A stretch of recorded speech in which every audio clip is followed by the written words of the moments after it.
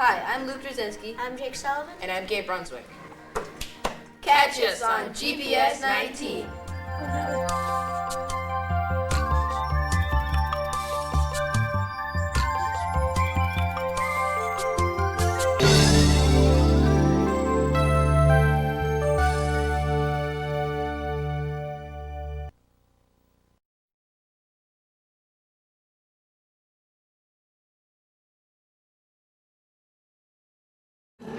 Well, good evening. I'm Dave Erskin. I'm on the board of directors of Stonington Historical Society, and on behalf of the Historical Society, I welcome you here tonight. You're in for a good show. I went for a couple of rides in the summertime with him. He went over some walls and where the old tracks were and everything. And Bob has put a number of programs on over the years here at the Lewis Center and other places in town, and he always does an excellent job.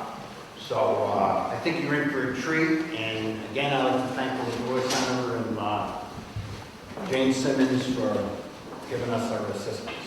All right, Bob, your show. Okay.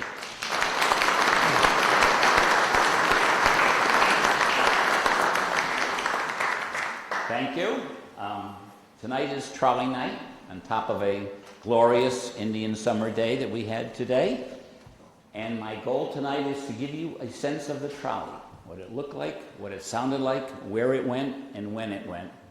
And that's it, a modest goal. And so I invite you to sit back, relax, and let me take you on a trolley ride.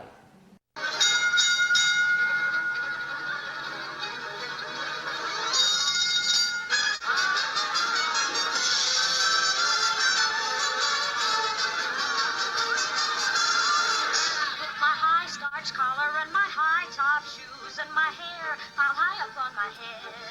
I went to lose a jolly hour on the trolley and lost my heart instead. And as if it were planned, he stayed on with me and it was grand just to stand with his hand holding mine to the end of the line.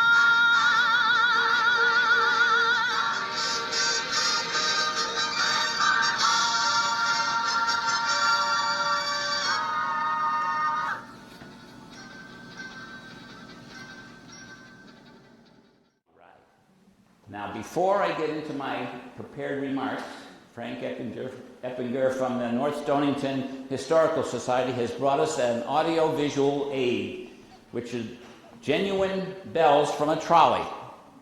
Now, on a trolley, there were two people, the conductor, who was the boss, and the motorman, who operated the trolley. You don't drive a trolley, you operate a trolley. And so he gave signals to the motorman, the conductor did, through signals. For example, in a typical case, you stop, people get on, and the conductor decides it's time to go. He would use two bells. And then the motorman had a bell at his foot.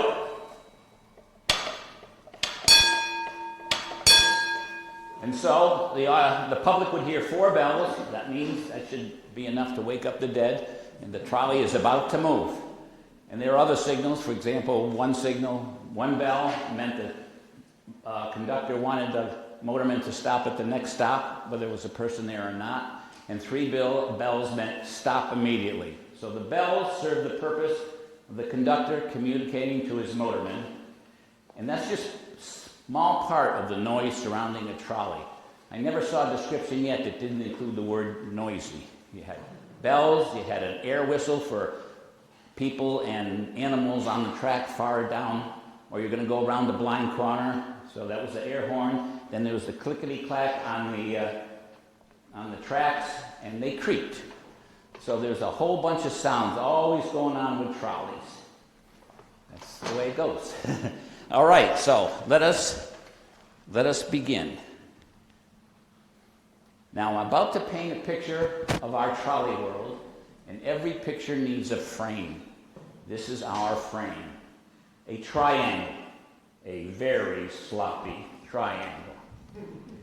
And the left side is the Norwich and New London trolley line.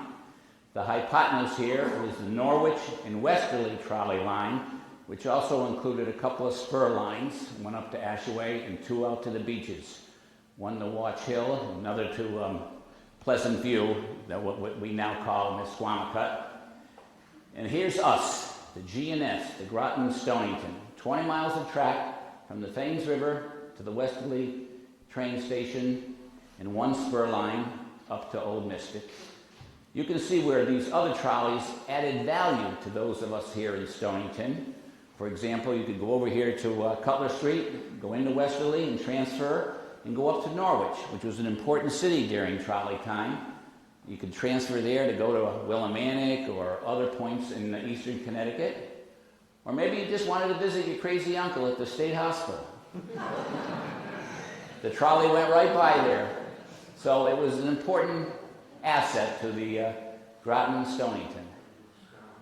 So now let's fill in the blanks. I'm not big on this corporate stuff, so let me get it out of the way quickly. The G&S we were incorporated in 03, but we didn't, and we ran a little teeny bit the last week of December in 04, but the company always used 05 as its starting point, 1905. So we ran from 1905, and as did the Norwich and Westerly. I think they started in 1906. And by 1912, one man owned both of us, lock, stock, and barrel. His name was Morton Plant. He's an industrialist, philanthropist, and an all-round good guy who had a vacation home in Groton. He was actually from Florida. And in 1916, he took us into this conglomerate called the Shoreline Electric Company. And we were a part of many, many little companies that had lots of track. For example, we had track from here, west to New Haven, here, north to Thompson. So there's quite an extensive trackage. But in 1918, he got the flu and he died. And that was the beginning of the end of the Shoreline Electric Company, because he was putting money into it. He was feeding it money. Within 2 years, 1920, it was in bankruptcy. It was in the receivership. So a judge is making decisions about all these different entities. And the first one he looked at was the Norwich and Westerly. And he delivered a harsh verdict. He says, this thing should never have been built. These are not naturals. There's not a lot of commerce naturally between these two. And so he pulled the plug. In 1922, the Norwich and Westerly went out of business. They kept the lines out to the beaches for a couple more years, but basically it went out of business in 1922. But the G&S, a different story. This is a very important public function. There were lots of villages along the line, Wilcoxville, Clarksville, Stonington Borough, Noank, Mystic, and it moved people from one village to the other, from one place of work, such as shipyards. There were 3 places that had shipyards, Stonington Borough, Mystic, and Noank, and they're always looking for workers.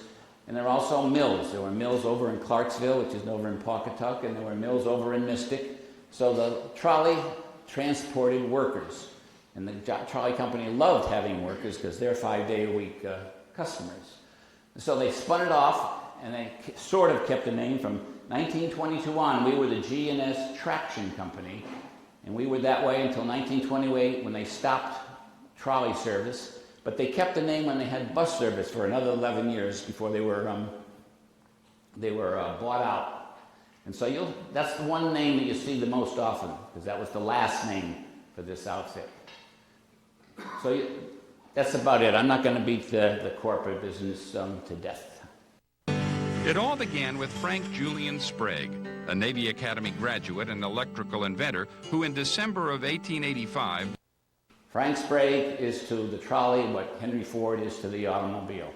He didn't invent it, but he debugged it. In Richmond, Virginia, he got that system going, and once that happened, it was explosive throughout the country. 1885, Frank Sprague. Now I'm going to talk about how it works. Much of these are just support lines. Don't let it fake out. There's one line here that has power, and this is a metal wheel that grabs the power from the line, direct current, not alternating, takes the power down into the cab. And here it goes down into the cab. Momentarily you're going to see where it goes. On that left hand, that's the controller.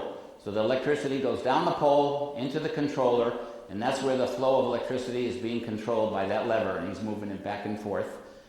Now, direct current behaves differently than alternating. So if you put that on one setting and left it there, the car would go faster and faster and faster. So if you want steady speed, you have to keep changing the dial. And on the right, you'll see, this is the air brake. That's another sound you hear, the psst of escaping air from the brakes.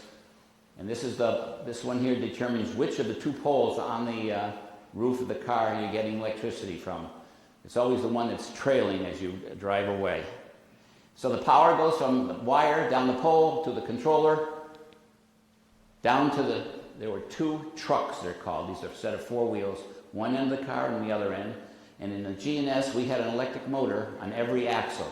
So there's would be one here, which is not pictured, and then the other truck at the other end. So it'd be four small electrical engines powering the trolley. The normal was two. We were a little bit upscale. The G&S was. So this is our home. We're looking at New London on the left and Groton on the right. And the starting point was Thames and School Street. And that would be over here somewhere. And we have to find, there's Bridge Street, there's Broad Street, and here's School Street, right down the end here. So here it is. This is Thames Street and School Street, which was the western end of the G&S Trolley Company. And this was the trolley waiting room. And this was the ideal spot because this is where the ferry came in. Keep in mind, there's no bridge over the Thames River for people or animals or automobiles. There is for trains only, but not. So everybody from the west came into Groton right here. And then they could this was Ferry Street, and they walk up and get on the trolley and head to wherever they were going. Aha, here's one of ours coming in now. I know it's coming in because the pole is there and it's always trailing. This is the waiting room. It's going to pull right in beside this building. This is Ferry Street. This is a grocery store, would later become a First National. And now I'm going to pan a little bit to the right. And this is the ferry waiting room. The whole world passed through here. As you can see, it's dead. This must be an early Sunday morning because no one around. This was a hot spot, and we were right in the thick of it. And this is the telegraph office. So this one is leaving. It's about to leave. Once again, I can tell by the pole. And it's heading down Thames Street. So up here in the corner, this is the corner of School and Thames. You can hardly see those red dots I put in. I thought I was so clever. But they're there, and they're going to down, and we're going to cross Eastern Point Road and go on to Pequannock Road. However, before I leave Thames Street, I have to talk about the bridges over the river because they, believe it or not, altered the route of the trolley. In the beginning, the first bridge over the Thames was a railroad bridge. This is it. 1889, big deal. This is the last ferry that carried train cars across the Thames. Lots of people there. J.P. Morgan is there. This bridge won all kinds of architectural awards. It's like 300 feet long, could carry two trains at the same time, had a steam engine in the center of it. A little cranky, didn't close all that well. It had to be wrestled in, but it was still okay. But it was just a train bridge. And they thought that if the locomotives got bigger and bigger, they would just allow one across at a time instead of the two. However, we come to the 20th century, and the locomotives are 5 times heavier than they were in the 19th century. 5 times. In other words, if this 20th century locomotive went over that 19th century bridge, it would end up in that 20th century water. What a revolting development this is. This bridge is only 26 years old. What are you going to do? The New Haven officials finally bite the bullet, commission a new bridge, and they build it in 1919. And they gave this one, the old one, to the state for possible use as a highway bridge and trolleys. There's only one thing. They built the new one so close to the old one that you couldn't open the draw. You can't make this stuff up. And look what they did. They chopped it off. And so when it opened up, it just hit the new bridge. I wouldn't want to be in the first car trolley over this thing. There's nothing under there. But it worked. This Rube Goldberg affair made a cranky bridge crankier. But it worked, and it was a gift after all. And so they put in a trolley line, and in 1922, the end point is no longer Thames and School Street, but rather Union Station in New London, 1922. And this was very useful for people here in the borough. You get on Cutler Street, you get off in Union Station. And you could get off and transfer, for example, to go to Norwich. And that's very key now, because I just told you, in 22, they pulled up the tracks between Norwich and Westerly. So you could no longer go to Westerly to go to Norwich, so now you came to New London and went to Norwich. So that was a change, and that was for the last 6 years of the trolley's life until 1928. By the way, like I said, our trolley ran from 1905 to 1928. So if I say, what's 1925 to 1928, the answer is trolley time, not to be confused with howdy doody time. Okay, let me complete the story of these bridges, even though it's outside of our trolley era. So we lived for 20 years with this cranky bridge right here. It's time to build a new one. So here is the first, what you and I know as the Gold Star eastbound. It's 1941. They're almost finishing the bridge work. Admittedly, they got another year's worth of road work to do, but the bridge work is almost done. The Japs hit us at Pearl Harbor. The feds came in and shut the project down. They said, we need this steel for the war effort. The local board authority appealed. They said, we've already got the steel on site. It's already molded. We just have to put it in place. The feds said, we need the steel for the war effort. No. Then they came up with the clincher. They said, the locals said to the feds, you're going to be using men and material up and down this road, right? Shipping people out and raw materials going to defense. Yes, so do you really want to be at the mercy of a now 50-year-old swing bridge, which has a mind of its own and sometimes gets stuck in the open position? Well, this gave the feds pause. And when they were done pausing, they said, in effect, finish your damn bridge and make it snappy. So they proceeded on this after a 2-month delay, and they completed it in February of 43, 14 months after Pearl Harbor, and the intent was to take this apart at the time. But as it got closer to the time, they had second thoughts. They said, it could be a German saboteur could get to this and somehow disable it. The war wasn't going all that great at that time, so they decided to keep this as backup. That's 43. A year later, it's 1944. The war has taken a definite turn in our favor. You'll notice I'm speaking to you in English, not German. And so they took it apart and sent the parts to the war effort. So that's the story of the bridge that changed the trolley route. All right, we're back here. We're about to get on Pequannock Road, right here. You're going to go the whole length over to Route 1, where Chelsea Groton Bank is. And they're going to amble along about 15 miles an hour. Right there. So that was our normal speed. The top speed was 25 miles an hour.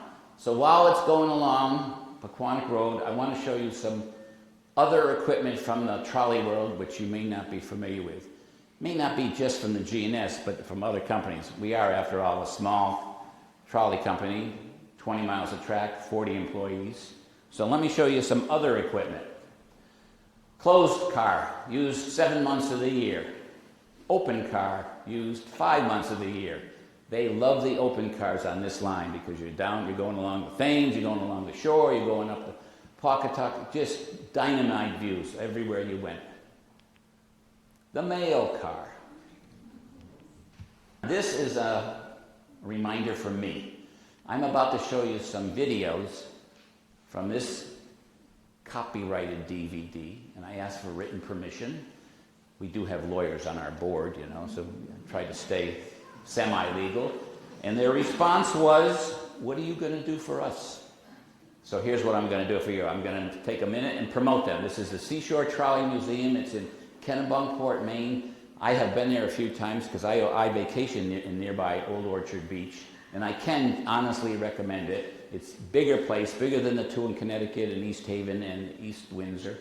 Not that there's anything wrong with them, there's not. But anyway, they own the trolleymuseum.org, and if anyone's interested in getting some of the DVDs for a rail fan and their family, there you go. There, I'm now right with the copyright gods. There's a typical scene, 30s and 40s. Now preserved by the Seashore Trolley Museum, crosses Goose Fair Brook on Old Orchard Road.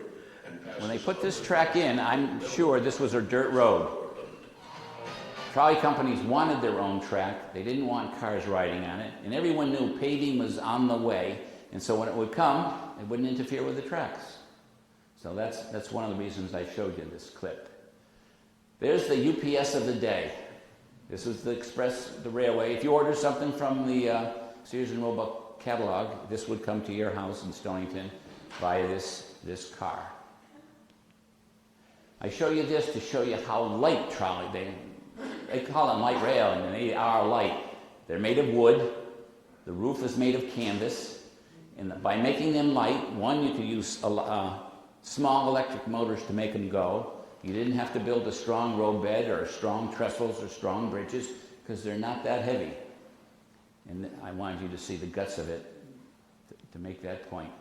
Here's Washington, D.C. Now, I don't have to tell you, Washington, D.C. is a world unto its own. And Congress said, no wires. So as you can see, both poles are down. So instead of having a pole go up from the roof, they designed a system where the pole went from the roof down into the ground. So can you see the two tracks? And right in the center, there's a slot right there. So they had a pole from the bottom and went down into that slot to pick up the electricity in the area of government buildings and monuments in downtown DC. Once they got a few blocks away, they went back up to normal way because this is a very expensive way to run a trolley company. Here's a repair trolley. This is all wood, so as long as you weren't grounded, you could work on the wire. At the end of this ball, you can't quite see it. And you were okay. A repair trolley. He held public wakes to herald the final runs of their most venerable cars. One by one, trolleys were either sold to foreign countries, scrapped, or simply burned.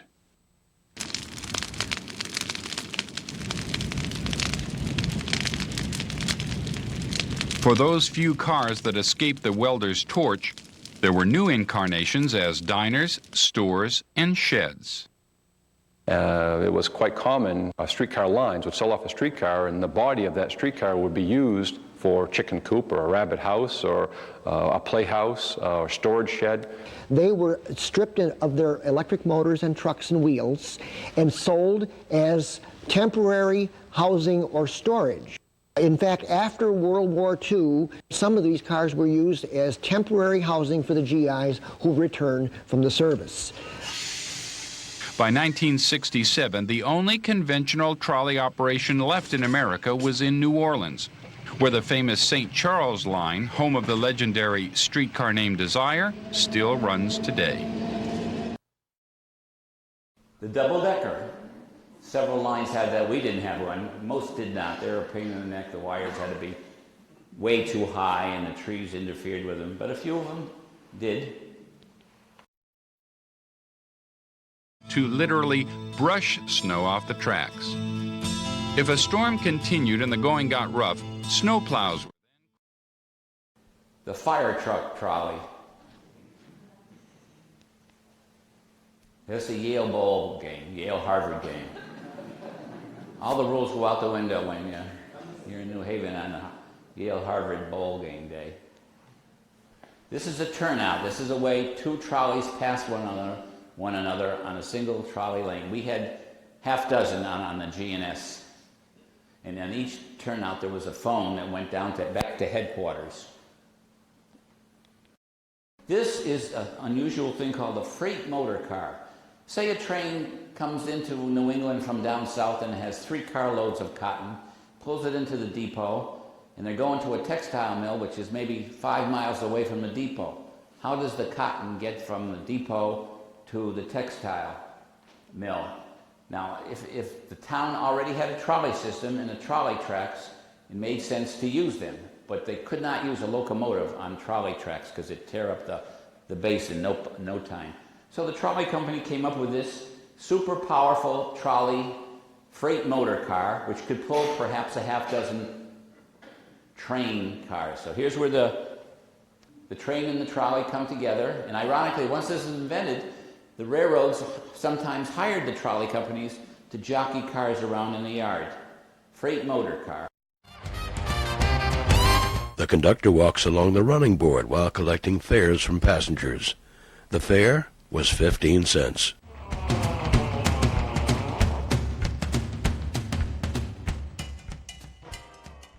The G&S had 6 fare zones, a nickel apiece.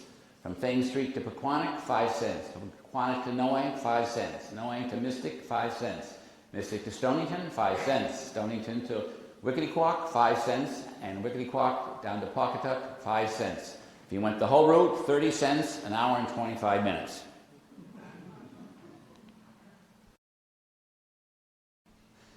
When you got to the end of the line, you did not turn around trolleys. What you did is you went on top and changed the pole, got us electricity, you switched back to the seats, and then you went to the other end of the car where there was another set of controls waiting for you. You do not turn around trolleys. 5th, 1920, a severe blizzard in Massachusetts brought the Blue Hill Street Railway to a halt. This car was stuck in drifts for more than a month. When their streetcars were finally rescued, trolley companies were faced with a whole new challenge, removing the snow that they had piled near their tracks. At first, horse-drawn carts descended on the right-of-way, and the mounds of snow were shoveled into wooden boxes mounted on skis.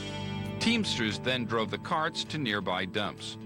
But as the electric railways grew, fleets of Model T trucks took over the task and did the job for the next 25 years. Because trolleys operated on busy city streets, were unable to steer and had sluggish brakes, they were vulnerable to traffic mishaps.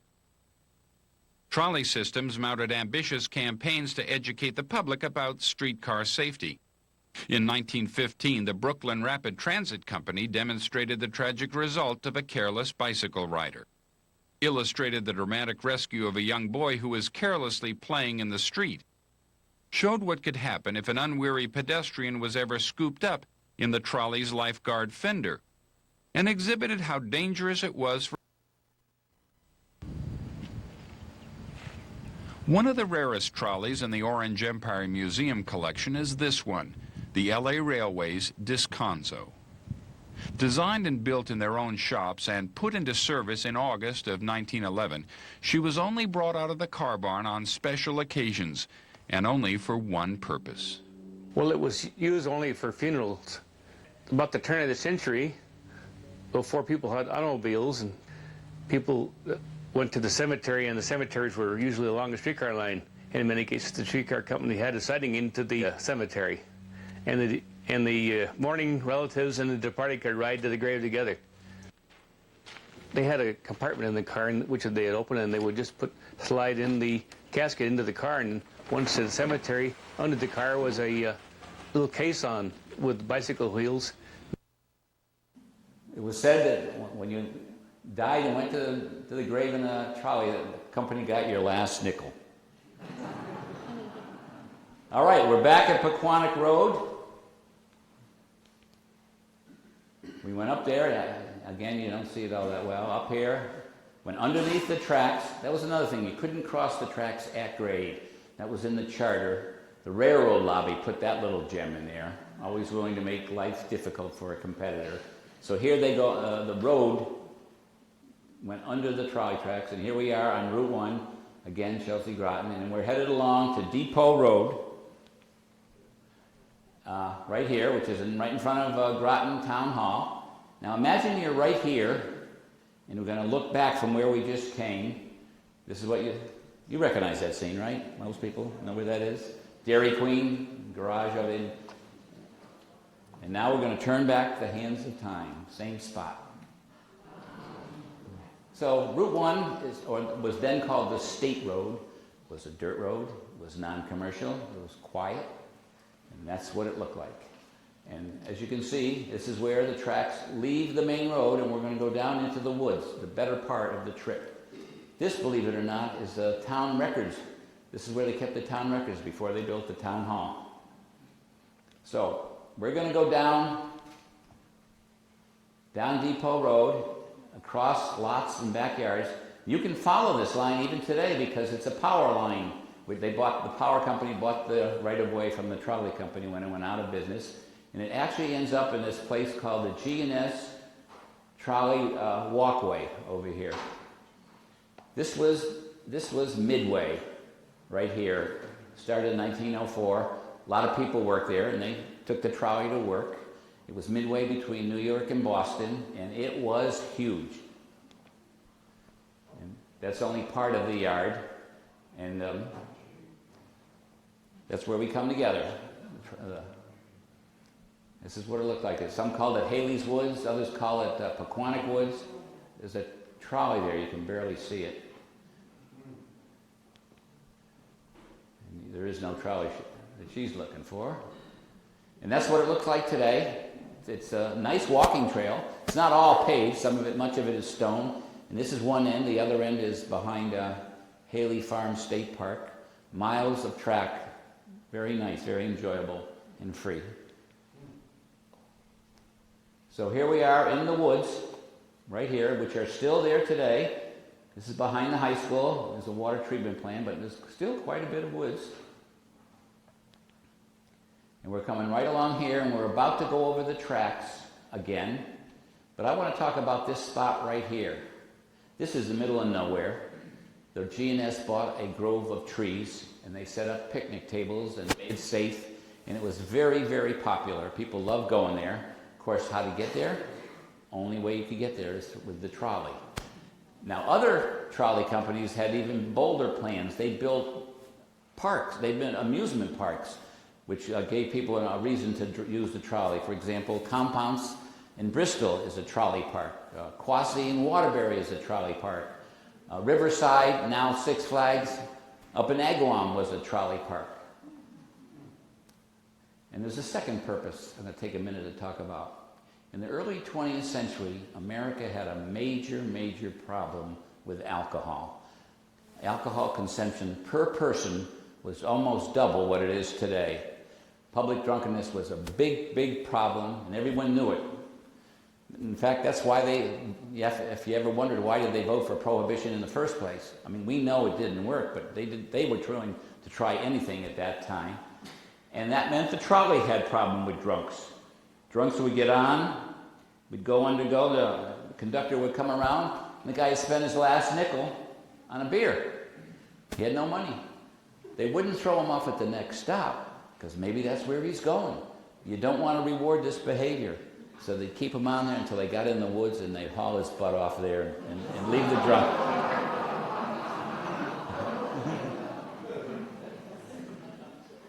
So we're now we're down here in the Mumford Cove area. Oh, there we are. That bridge is still there today. You can walk over it. It's all part of the trail system. As I started to say, here we are over in the Mumford Cove area. And we're going down to Mumford Cove Road. Goes right along Mumford Cove Road to Groton Longpoint Road. And we're on the way to the station at Groton Long Point. As you can see, it's just outside. This is the entrance to Groton Long Point, and there's the trolley right outside of it. And it's just before you cross Palmer Cove on the way to Noank. So there's a trestle with these poles on it, and there's a road here. And there we're on the trestle.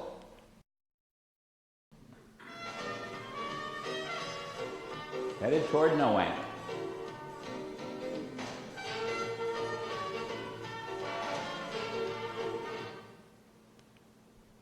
So we just crossed this trestle,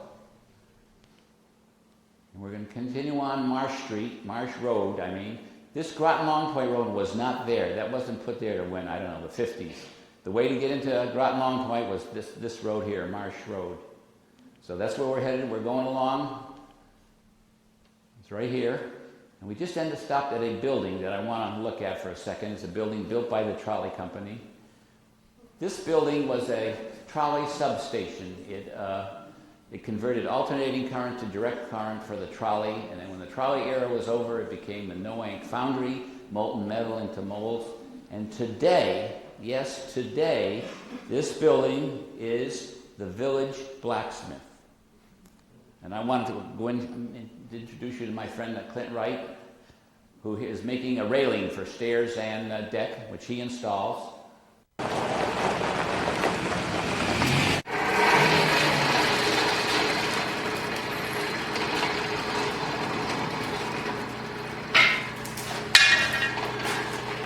So this is what blacksmithing is all about. A hammer and hot metal. And a good blacksmith. A blacksmith in our own time, in our own midst. How cool is that? All right, onward. After we get through here, this is Noank, the village of Noank, and this is West Cove. And this is West Cove, and Spicer's Marina is there if you've ever ridden down.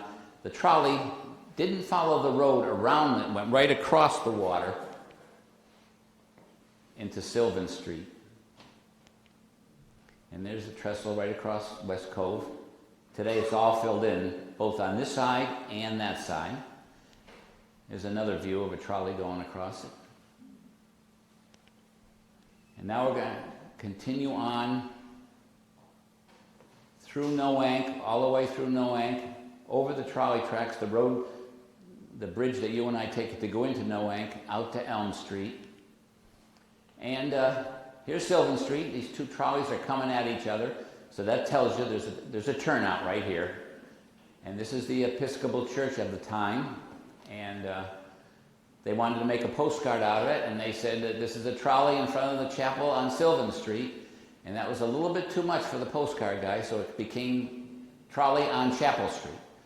There is no Chapel Street in Noank. There never was a Chapel Street. It's just a little bit too much for him. Today, this is the Historical Society. Here's that same spot, maybe 15 years earlier, before they built that church. It would be that Episcopal church would be right there if it was there. And here we are, Sylvan Street, crossing Main. This is Ward Street, and this is the trolley waiting room. There's the trolley right there. And now we're leaving Noank and headed toward West Mystic. We have to go over BB Cove. Now you can see the road went around it, but once again the trolley went right across on a trestle, just like that. Today that road has been moved over to where the trestle is, and this part has become marsh.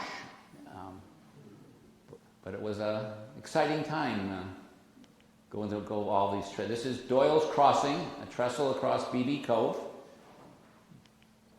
So onward toward West Mystic. This is West Mystic right here. I have no pictures of West Mystic, so we're not stopping.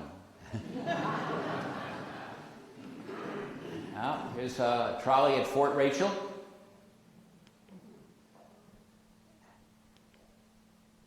And now we are come to ground zero. We're here looking at headquarters. This is the trolley barn. This is the powerhouse. And this is the headquarters. 3 buildings. Coal was brought up the Mystic River and burned right here. And it made sense to put it in the middle of the 20 miles of track that we had, so we could only have to push it 10 miles in each direction. And all those buildings are there today. This is how it looked like at the time from this view. Notice the white mark on the pole, which tells you it's a trolley stop. Recently, they were doing some repairs on this road, and the tracks were exposed for a short while. So they went over and into this. This is the trolley barn, powerhouse, headquarters. And that's what it looks like today. Now they've added a couple stories to the trolley barn. The powerhouse is called the powerhouse apartments or condos or something. And the headquarters building is still there too. I like it when they use something from the past for something in the present. So now we're going to head toward to West Main Street. This is a big turnout, so you could have 2 cars in each. Over here it says the G&S Railway Company waiting room, so that tells me it was before 1916. We're about to go over the bridge, which is, they had to put in a swing bridge to accommodate the trolley. The up and down lift couldn't carry it. And then later on, during trolley time, they put this bridge that we all know and love. Well, we all know. So as you can see, this is Groton, and it's headed into Stonington. And here we are, down East Main Street, and we're going to come up here to Monument Square, where our one spur line occurred.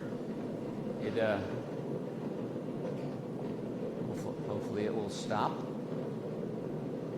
Yep, okay, and the line the car usually rested right here and went up this road, basically up Route 27 for 2.8 miles to Old Mystic. This was the Old Mystic spur line.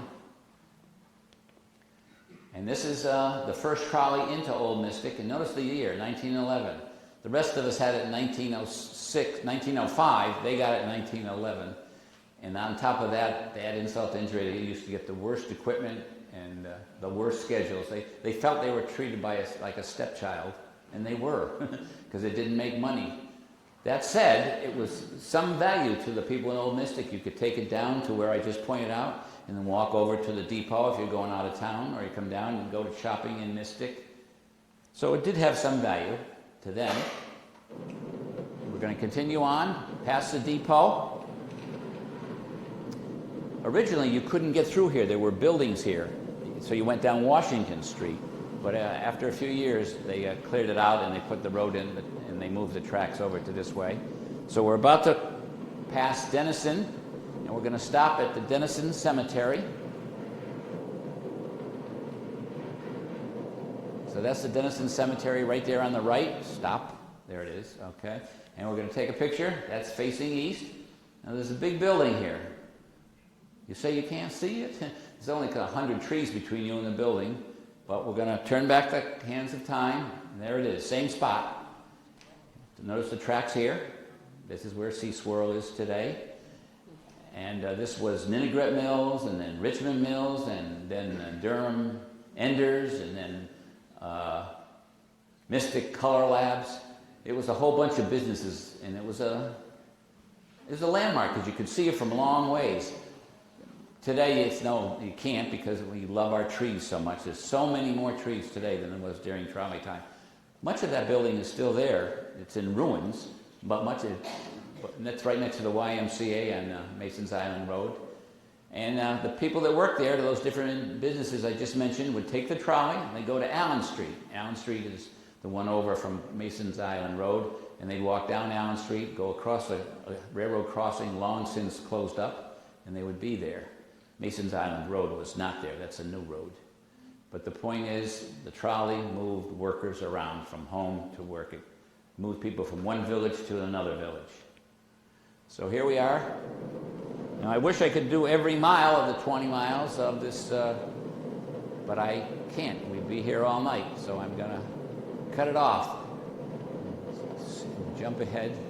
Don't get mad at me if I miss your favorite spot. So there, we just missed a lot, and we're about to go to by Big Y, in one of the few remaining spots where the old road still exists. You know where you are, right? Cove is over here. And the trolley went right along here.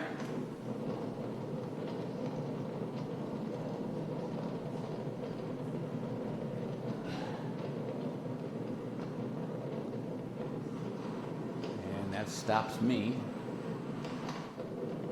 We're now on Wilcox Road. And from the literature of the day, this ride here was spectacular because you're high. You're overlooking the ocean. These trees were not there. And this was a village. Wilcoxville was a village. There was a mill of some sort in here. There is some views off to the right, but mainly trees dominate the view today. And the trucks were not always on the road. They say they went over trestles and across marsh. But we have no pictures. We just have that written description, rather vague. But the point is that the Route 1 was not there. So we're coming up to Quambog Cove.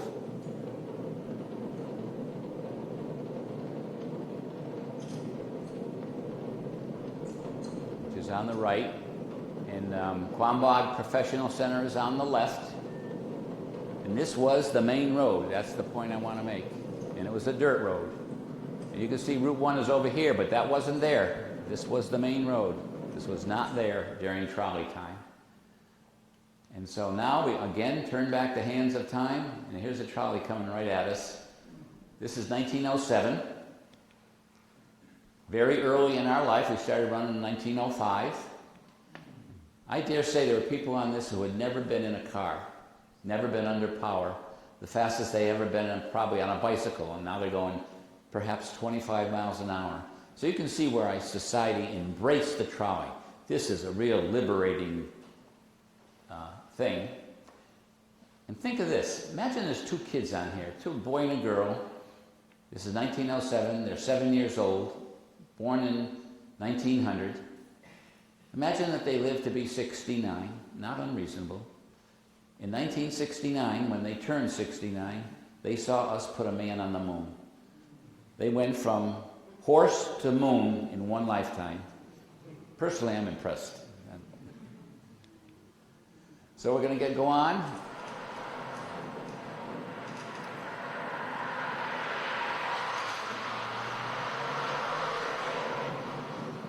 We're going to take a right on Lord's Hill Road. And that's all trees. And the views from here used to be nice also. So we pay a price for our trees. Our vistas are much shorter.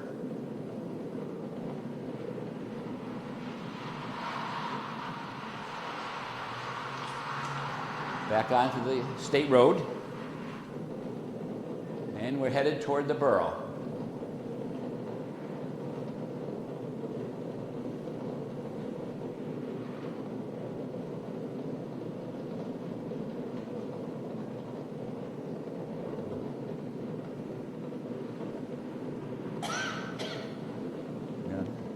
I'm going to remind you that this is not there.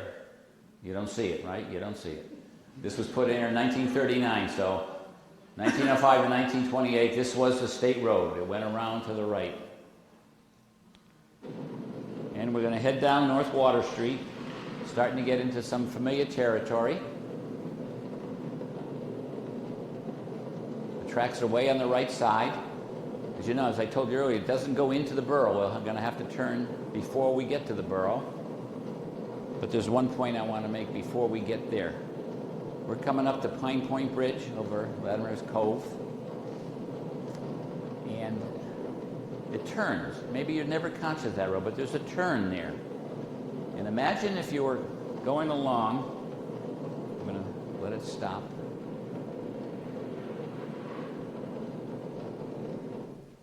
Imagine if you stopped and you derailed right here. Let's say there was ice buildup. By the way, when ice was threatened, they ran the trolleys all night long to try and keep the tracks free of ice. But that was not a perfect system. So imagine there's a buildup of ice here and you get derailed. You can see where you want a tendency to keep going straight, not left, and that's exactly what happened. But it was not a passenger car, it was a snowplow trolley. It was whipping down North Water Street, had snow, and then there was ice under it, derailed. That's what it looks like. That's the snowplow trolley next to Pine Point Bridge. Nobody was injured. There's a real snowplow on North Water Street. Hopefully you recognize the scene. It's going away. It's going toward Mystic. So this is at the corner, it says down here, a corner of Cutler and North Water Street. I think it's where those silo buildings are today, but I'm a little shaky. But initially, this was the trolley stop. People didn't like it here, though. They wanted it at the other end. There wasn't as many people there then as there are now. In fact, most of the people lived down at the point, and they wanted it closest to them. So there you have it. There's the building I was talking about. I think that building, the store was right here. We're on Cutler. Notice, just take a gander and make a mental note of this building. And I'm going to turn back the hands of time. There it is. This is the winter of 1904, 1905. They're stringing the cable, the electric cable for the trolley. The tracks are not yet in. This is Cutler Street. And that's looking at same scene, 105 years apart. So this is as close as you get to the borough proper. Admittedly, at the end of Cutler, you are in the borough, but you don't get into Wanawanick Square because not allowed to cross the tracks at grade due to that limitation in our charter. So we're going along Cutler Street, which is an important street.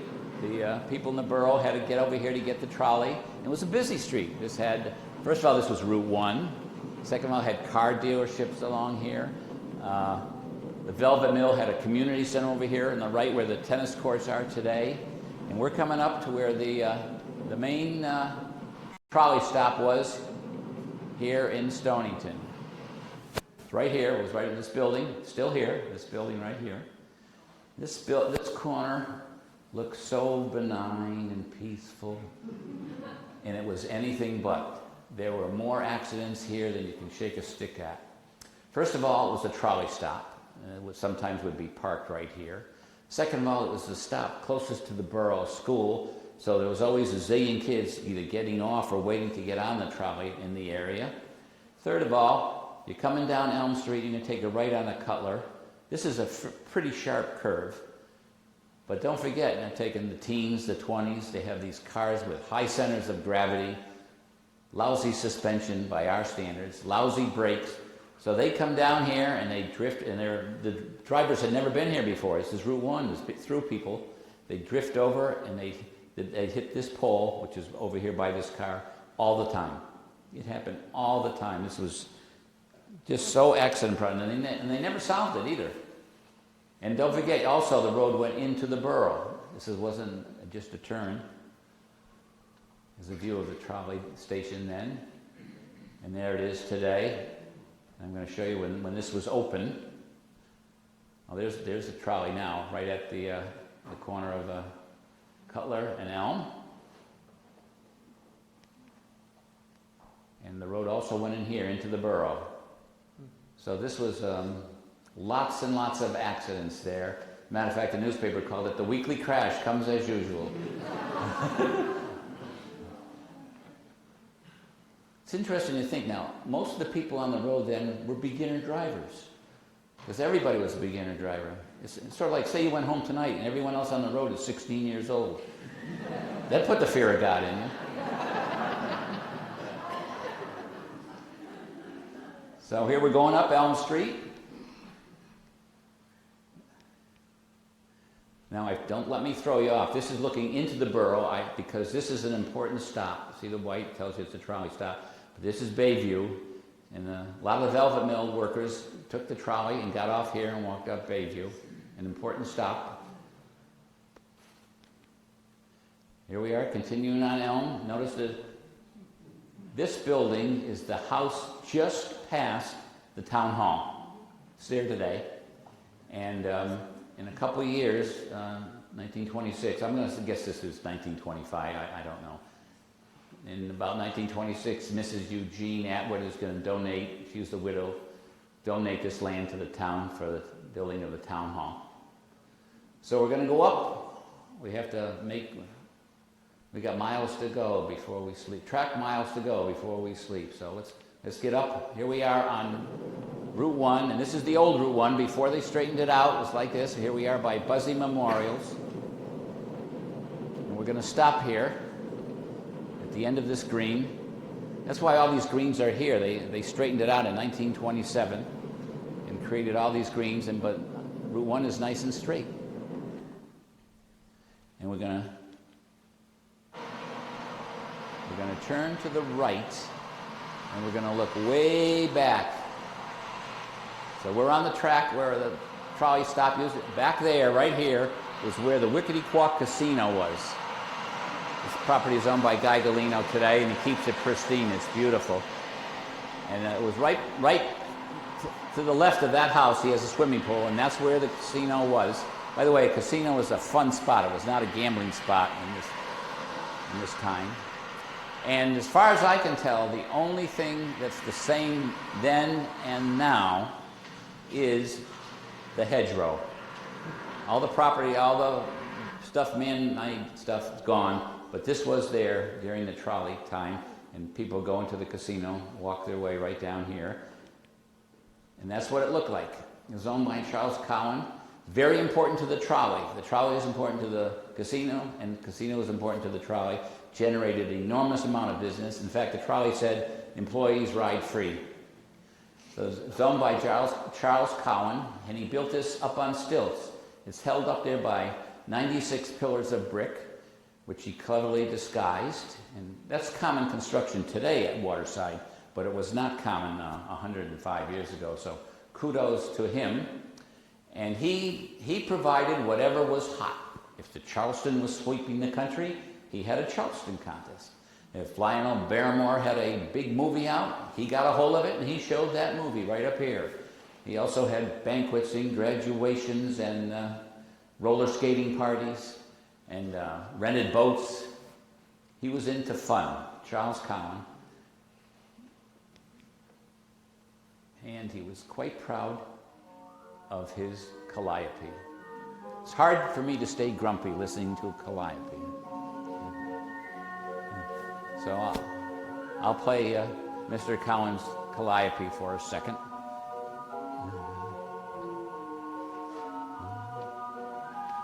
Doesn't show the merry-go-round, but there's also a merry-go-round on the grounds.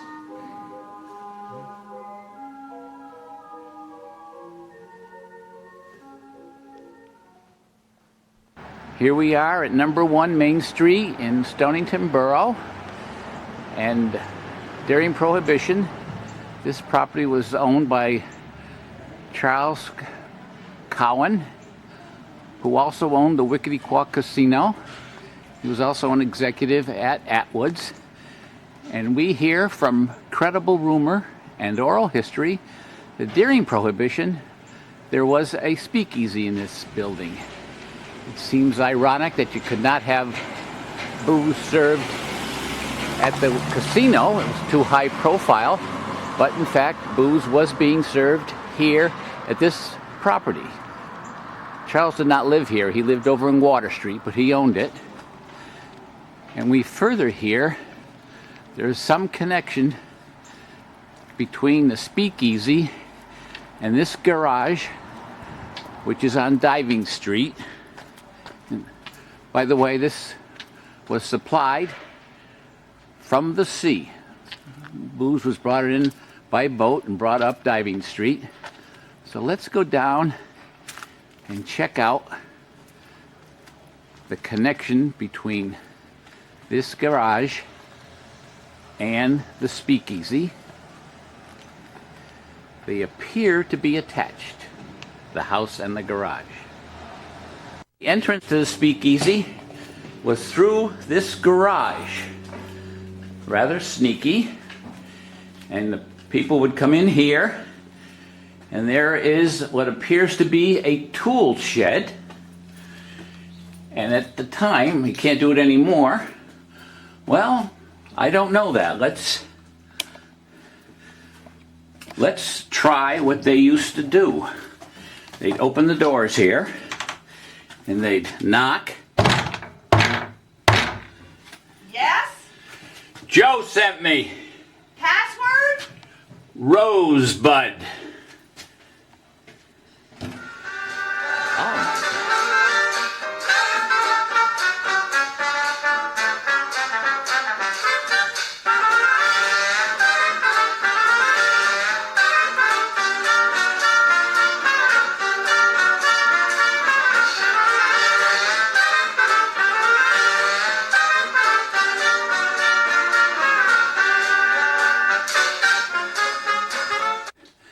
There's artwork carved on the walls.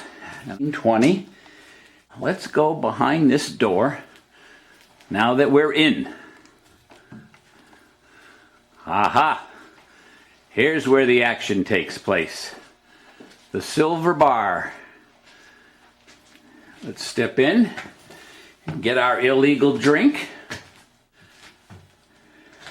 All right, with drink in hand, we'll leave the bar area. We're drinking room A. And the artwork is rather interesting. Some might say garish.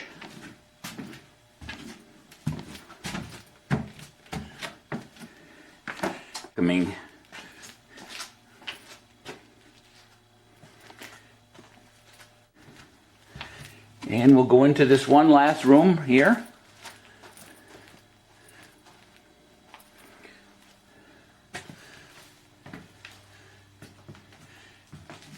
And here we find a rather beautiful piece of artwork staring out at us from the 1920s. Isn't that beautiful? Here we're back at the casino, and in 1940 the Stonington High School junior class was having its prom here. Late in the night, a girl discarded a cigarette, thought it was out in the ladies' room. Everybody left. Within 2 hours, the place was fully engulfed in flames, and no one even knew it. It was all because it is the middle of the night. And by the morning, all that was left was 96 pillars of brick. 1940, not fully insured, never rebuilt. Now we're going to leave Route 1. This is where we just went. The casino is right here. And now we're going to head into the wilds of Wickety-Quack. So we're going to go right across the end of this is where Wickety-Quack River empties into Wickety-Quack Cove. And this is Greenhaven Road when you go to the dump. Trolley crossing is right there. And that was the path. It was wild then, it's wild now. Nothing going on. Once again, this is Route 1. And this is the path over to the tracks. There's nothing to take you over the tracks. And this is the town dump area. This was the dump for 50 years. This is where the tracks went through. Total wild country, ending up here at Pawcatuck Avenue. Here we are on Wickety-Quack. I'm going to stop it here. I don't know if you can tell, but these wires are low. You're looking down on those wires. And that's because we are on the track bed of the trolley. However, we're on top of a pile of rubbish that's 6 stories high. So that's why and I thought it was going to be down there where those wires are. We're up here following the trolley path through Wickety-Quack. This is all town-owned land now. I got to give kudos to the town because they took a place that was a dump for 50 years and look at they've turned it into sealed it off, and it's a pristine place. I didn't see any flies, any rats, any rubbish. It's terrific. Those are tables. The model airplane people use this. So we continue on. We've just gone across like I said, what was country Wickety-Quack, and now we're on Pawcatuck Avenue. And we're going to, this is the village of Clarksville, or Clark's Village, whichever you choose. It was mainly the result of the Clark's Mill, which is at the end of this road. And it's tracks went right through it. It's a village that time forgot. You can go there today and you might start looking for the Hatfields and the McCoys. It's really frozen in time, and I suspect the people like it that way. It's really off the beaten path. And we went right down Pawcatuck Road onto Mechanic Street, and Clark's Mill is right here. Trolley would stop right here and let all the workers off. Maybe they came from Mystic, or the point is that workers who just could not come here before the trolley. They just had no way of getting here. So the trolley was very useful in this period before the automobile. And you can see, went right along Mechanic Street. And there was lots of businesses along Mechanic Street, and there's Clark's Mill and Cottrell Manufacturing. So the idea is to get workers to the mill. And one way was the trolley. Another way is they had pontoon bridges across the Pawcatuck, so people in Westerly could walk over to the mills, and they could easily be separated in case there was any boat traffic. So it went right up, and we're at the bridge, the Pawcatuck Bridge. We're just about there, maybe another car length. There's a G&S line. Now normally I would just say this is the end of the line. However, I want to take a quick run out to the beaches because there was nothing more fun in Stonington than going over to Cutler Street and getting on the cab, on the trolley, and going to the View. That's what they call Pleasant View, which is a pristine beach, and to my opinion is still the #1 beach in southern New England. So you get off the trolley there and you'd walk over here to Dixon Square waiting for a trolley. Ah, there it is. All right, you get on the trolley and you're going to head out to the View, now Misquamicut. You head down Main Street. This is another line. This is the Norwich and Westerly, I have to remind you. It's no longer the G&S. But as long as the trolley's going where you want to go, you don't really care who owns the trolley. So on balmy summer days, the trolley became the town's social center. Railways brought out their breezers or open cars and hurried millions to beaches. So we're headed down to what is now called Misquamicut, and if you go there today, you'll see giant fields. If you went on the right day, there might be gypsies. The place was filled with gypsies. Gypsies were part of the fabric of American life then. They traveled in caravans. They were a breed apart. They owed allegiance to the tribe, not to the country. People, their contemporaries did not like them. It was said that as a train of gypsies went through town, things disappeared off the clothesline, crops disappeared from the field. So it was a coexistence, but they were interesting to observe from afar, and they made their money the old-fashioned way, conning. And here's the tarot card. Here's some establishment types. This is a walk on the wild side for them. They're getting their romantic future told to them by a gypsy lady via tarot cards. Tarot cards must have been very powerful. And another con they did was, they loved the beach. Forgot to mention that. And another thing was the crystal ball gazing. You can see where a young man, even though skeptical, would want to know about his future from a crystal ball gazing gypsy girl that looked like that. Right? You can see that. Of course, he's probably more interested in his immediate future. So we get down to the beach, and we're going right along the beach. And what was beautiful then, you didn't have these big mounds and trees and cottages that you have today. So here's the trolley going right along. You can see this is the salt pond on one side and the ocean on the other. It was just a gorgeous sight, just gorgeous. And you never knew what you were going to see. Here's some farmers gathering seaweed. They put it on the rocks, it would dry out, and take it home, put it on the fields. It made excellent fertilizer. You might see the Navy having maneuvers between Pleasant View and Block Island. Or if you went down to Weekapaug, they used to race horses on the beach at low tide. You never knew what you were going to see when you went down to the beach, but it was always interesting. And look how they dressed in those days. Look at this, suit and tie, just to go to the beach. Now here's some people from the early 20th century.